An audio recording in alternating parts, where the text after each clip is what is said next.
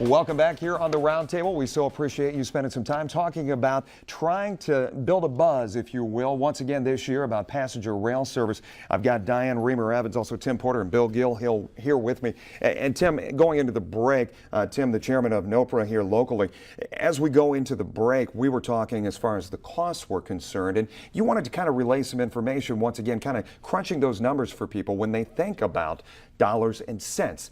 Getting on a train versus driving somewhere. Yes, I think it's about $60 to travel between here and Chicago one way, and about $60 back, so it'd be about 120. And what is that, 170 to 200 miles between here and Chicago? Roughly 200, yeah. But I did the calculations between Toledo and Columbus because we'd like to have a north-south connection. And it's 120 miles between Toledo and Columbus. So if you did a round trip in a car, that's 240 miles. AAA came up last year and said that the cost for a medium-sized car traveling the average miles per year is 74 cents per mile for that person to own and operate that car. Well, you multiply 0.74 times 240, and what is that, $180, something like that, close to that. Well, and if you did a train travel, that'd be about $100 between Chicago and between Toledo and Columbus and back. Sure. It's only be $100 for that whole travel. Why do you, go ahead. So if you wanted to, if you didn't even have any kind of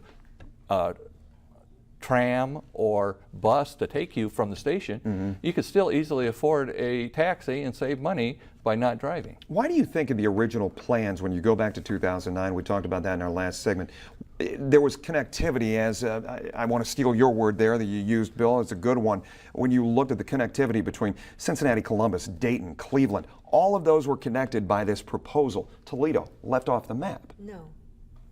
No, it's part of the plan as well. Part of the Ohio hub. Okay. I think we were in the second or third stage, Diane? Yes. Well, maybe that was the phases I was looking at, because phase one had Toledo nowhere to be seen. No, we were on the map. In fact, when they first came out with the state of Ohio under the Ohio Rail Development Commission, first put together the first draft of the Ohio Hub Plan, linking all the major cities.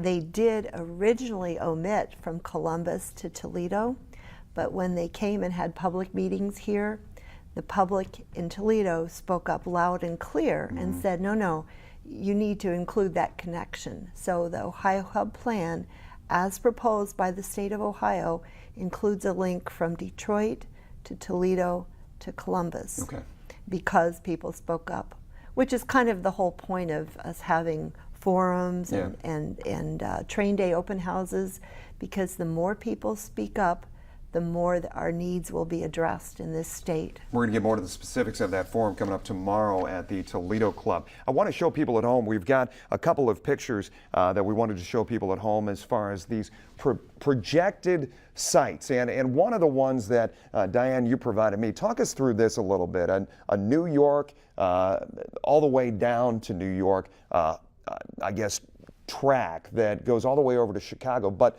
right there toward the left-hand side, you see Toledo as part of this link. Well, what we're looking at is an existing rail service. That's where the trains are running right now.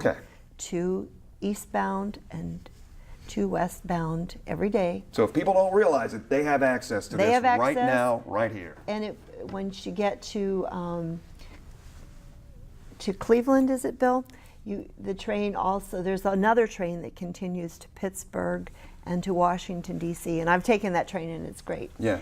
But the proposal is, let's get, instead of 2 round trips a day, 4 trains a day, let's make that 4 or 5 round trips a day, so that you can make those interim stops. You can get from Toledo to Cleveland and back again for a day trip, or Toledo to Cedar Point and back again, or to Bryan and back again, so that we have lots of choices of trains and we can make it work.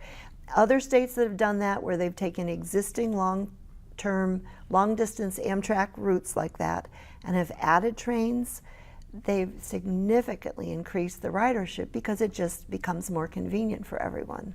And you think about you know, we were talking about between major cities. You Yeah. think of between California and Seattle.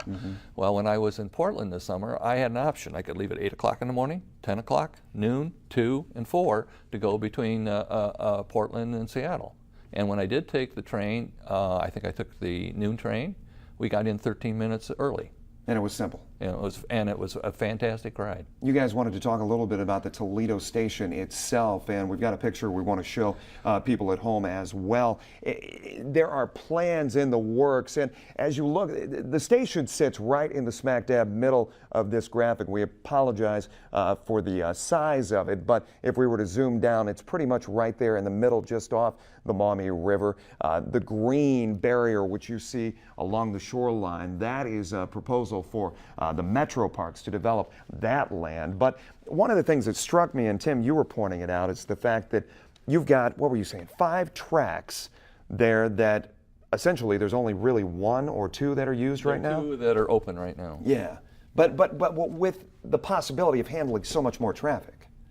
Yes, we have. I mean, even if we just kept the 2 tracks open, we could handle many trains a day, because they only had, what, 7 or 8 tracks in 1950 that were carrying, and we had 50 trains a day.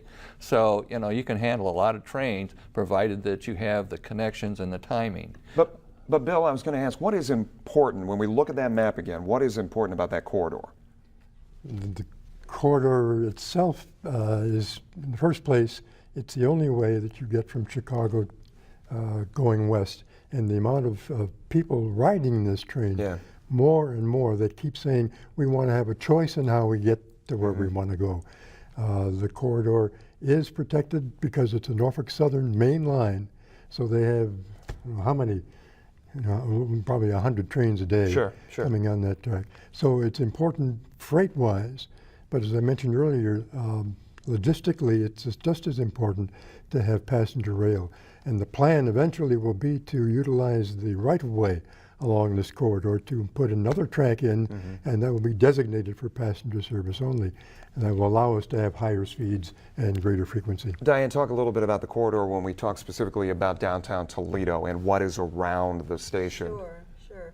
Well, Why is it so important for the further development? Sure. Well, first of all, one of the key roles that TMACOG plays in this as the Regional Transportation Planning Agency is when there's an issue, when there's a need, then our job is to bring together the stakeholders, the people that have an interest in the issue. And so over the last few years, we've convened several meetings of what we call the Amtrak station area stakeholders. So the Metro Parks, that's right, developing the new park right behind the station along the river, Amtrak itself, the businesses around the area, the folks involved in developing a new art district near the station area. And there's just a lot of open land. You know, there used to be old warehouses there. There used to be the Page Dairy, there were old hotels. So right now you have an area that is really ripe for redevelopment. And there's a lot of excitement about what the potential is around that station area. And we've got the forum coming up tomorrow. Let's get the specifics about that. This is planting the seed. Obviously, it takes seeds a while to grow. So this is the hope that 5 years in, this will happen. Let's talk, what do we got coming up tomorrow and where? Well, at the Toledo Club at 11 a.m. to 1 p.m., we're doing our annual forum, and it's a partnership between NOPRA as the advocacy group and TMACOG through our Public Transit and Passenger Rail Committee.